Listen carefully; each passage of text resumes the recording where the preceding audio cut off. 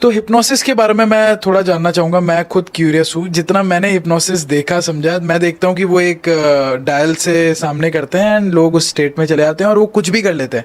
अगर कोई किसी को हिप्नोटाइज कर दे तो क्या कुछ भी करने को रेडी हो जाता है, ऐसा स्टेट होता है या फिर ये सिर्फ फिल्मों में दिखाई गई बात है? एक्चुअल में क्या होता है, आप बताइए थोड़ा। हिप्नोसिस में ऐसा नहीं है कि क्लाइंट बिल्कुल कॉन्शियस ही खो देता है। अच्छा। ऐसा नहीं होता। It is like a trance state, theta state होती है, जिसमें आपको पता होता है कि आपकी आसपास क्या आवाज आ रही है। बिकॉज जब हम उसको हिप्नोसिस में लेके जाते हैं तब हम उसको कमांड्स दे रहे होते हैं कि अब आप अपने आप को देखो, आप सीढ़ियां उतर रहे हो, now count this, do this, that, do that. तो वो हमारी इंस्ट्रक्शंस को फॉलो कर रहा होता है, बट ऐसा नहीं है कि वो बिल्कुल इस स्टेट में है कि बेहोश है और आप कुछ भी उसके साथ कर ले जाएंगे। ऐसा नहीं होता। वो आपकी कमांड्स को उसका माइंड, हमने सबकॉन्शियस जो उसका माइंड है उसको एक्टिवेट कर देते हैं। जब हम उसके सबकॉन्शियस माइंड के अंदर टैपिंग शुरू करते हैं तो ही कैन लिसन। जब when someone can listen you, definitely is understanding what you are saying. So when somebody is understanding what you are doing, तो ऐसा नहीं है कि वो कुछ भी आपके साथ करेगा और आपको पता नहीं चलेगा, ऐसा नहीं होता। तो बेसिकली आप उसको रिलैक्स करते हैं हिप्नोसिस में, यही होता है? रिलैक्स करते हैं टू द एक्सटेंड कि वो सबकॉन्शियस लेवल पे जाके अपनी मेमोरीज को एक्सेस कर पाए। अच्छा, तो कोई इंसान, जैसे हर इंसान का अपना नेचर है, कैरेक्टर है, तो क्या उसका करंट कैरेक्टर भी उसकी पास्ट लाइफ उसको भी डोमिनेट करती है? Yes, of course, बिल्कुल करती है। मेरे पास एक केस था, एक लेडी का था, हमने आकाशिक रिकॉर्ड से उसको डील किया था। उसमें उनका प्रेजेंट रिलेशनशिप अच्छा नहीं था अपने हस्बैंड के साथ, एंड वो बहुत ही दबने वाली लेडी थी और उनके हस्बैंड बहुत अग्रेसिव थे, राइट। और वो बहुत एडजस्ट करने की कोशिश करती थी अपने हस्बैंड के साथ, बट हस्बैंड उनके जो थे उनके साथ मतलब कुछ ऐसी चीजें उनको कहते थे जो हमें बाद में पता लगी जब हमने आकाशिक रिकॉर्ड्स किए। तो जब हम एक्सेस करने गए उनके रिकॉर्ड्स, तो ये पता चला कि जब पहले तो उनकी रीडिंग की बहुत डिफिकल्ट थी मेरे लिए, क्योंकि जब मैंने रिकॉर्ड्स की रीडिंग स्टार्ट की, जैसे ही मैंने पाथवे प्रेयर्स को ओपन करके मैंने ब्रिज स्टार्ट किया, तो मुझे ऐसे लगा जैसे मुझे सांप काट रहा है पूरी बॉडी पे, मतलब snakes everywhere, and I could not walk forward.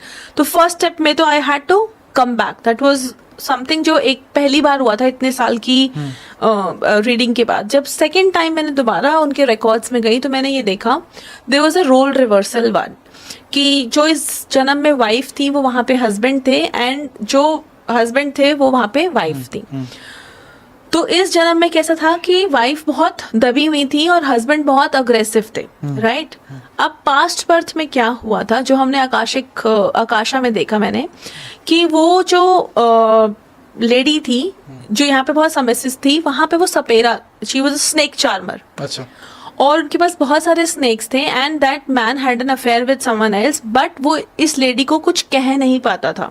He was very submissive there, और हालांकि he was a snake charmer, but wife के साथ उसकी the wife was so dominating कि वो कुछ भी कह नहीं पाता था, और वो उससे दबता रहता था। तो उसने रास्ता ये निकाला कि उसने अपनी वाइफ को उस स्नेक्स के बीच में धकेल दिया, जहाँ पे स्नेक बाइट की वजह से उसकी डेथ हो गई। तो इस बर्थ में वो सबमिसिव नेचर वाइफ जो वहां पे हस्बैंड था वो लेके आया, बट उस जन्म में वो उससे पीछे छुड़ाना चाहता था उसी लेडी से। इस जन्म में जो हस्बैंड बन के आया उसको वो चाहती थी कि वो मेरे साथ अब ठीक से रहे, बट क्योंकि वहां पे वो बहुत डोमिनेटिंग था और स्नेक बाइट की वजह से वो उसकी डेथ हुई थी, तो जब भी ये वाइफ उससे कुछ बात करती थी उसको लगता था कि उसकी आवाज उसको चुभ रही है, काट रही है, डस रही है। तो मैंने उस लेडी से आके पूछा कि क्या आपको कोई आपके हस्बैंड ऐसा वर्ड बोलते हैं कि जब तू बोलती है तो मुझे लगता है कि तू मुझे डस रही है, मतलब यू आर बाइटिंग मी, मुझे चुभती है तेरी आवाज। तो इस तरह आपको कैसे पता? तो आई सेड कि मुझे वहां सुनाई दे रहा था आकाशा में। तो वही मेमोरीज, वही नेचर दोनों लेके यहाँ पे पैदा हुए कि वो अग्रेसिव, वो सबमिसिव। तो आपका नेचर भी डेफिनेटली इम्पैक्ट होता है आपके पास्ट लाइफ और आपकी रिकॉर्ड से, जो आपकी सोल ने यहाँ पे जर्नी चूज की है, आपकी किस पास्ट लाइफ के बाद चूज की है, ये सब मैटर करता है। तो ये कौन डिसाइड करता है? मतलब मैं आप जो बता रहे हैं, मतलब मैं बड़ा एक्साइटेड हो रहा हूँ कि ये जैसे हमने देखा है कि भाई वो यमराज होते हैं, उनका एक बंदा होता है वो हिसाब करता है सारा, क्या ये ऐसे ही होता है एक्चुअल में? ये डिसाइड कौन करता है कि नेक्स्ट बर्थ में कौन क्या बनेगा? ये एक सोल, आपकी सोल और आपके कर्मास डिसाइड करते हैं कर्मास एज इन जो मैं आज काम कर रहा हूँ दैट इज माई कर्मा.